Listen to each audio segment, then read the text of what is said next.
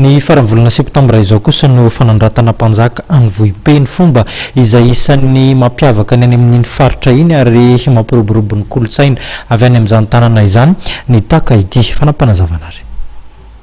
Ho tanterahana ny vatomasina Vohipeny ny fanabeazana na ny fanandratana mpanjaka any amin'ny faritra io ka ny 25 sy 30 volana septambra izao no tanterahana izany fanabeazana izany. Fomba nampanao antemoro anakara ny fanabeazana izay natao indrindra hametrahana ny mpanjaka vaovao izay isolo toerana ny mpanjaka efa nitomandry teo aloha. Ireo mpanjaka sy ny taranaka-ndrina avy any amin'ny fikambanana fitoasina eto Madagasikara no hanotrina ny lanonana.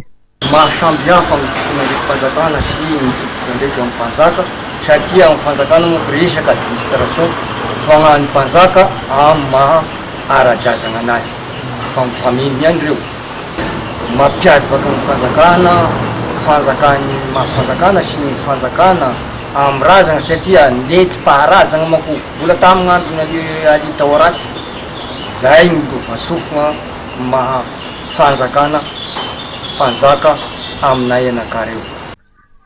Ny Andriamberazafy Mamonjy Joseph avy ao Lagy havaratra izay taranaka Abandohany no asandratra amin'ny toeran'ny mpanjaka anampy ny mpanjaka Tely, mpanjaka Dona ary ny mpanjaka Bernard any toerana. Anisan'ireo foko izay mbola mahafeno fomba mampanao ny foko antemoro anakara ho vatomasina Vohipeno.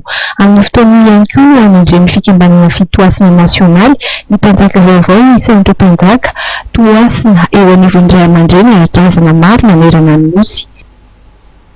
Ety ampamaranana ny fampahalalam-baovao tompoko lasy tompoko vavy dia tsara ny mampahafantatra antsika fa ho amin'ny rapitsozoma no ivoany larana vaovao amin'ny gazety Mahery loha hevitra vaovao lohateny vaovao isariana ny sain'ny mpanaraka izany gazety izany no aroso amintsika indray ho amin'ny rampitso mifaritra eto ny fampahalalam-baovao antsika fisaorana mitafitafo no atolotra ho anao ho amin'ny rapitso mifamefotoananao hatrany sampana fampahalalam-baovao eto fahitalavitra ma TV veloma tompoko.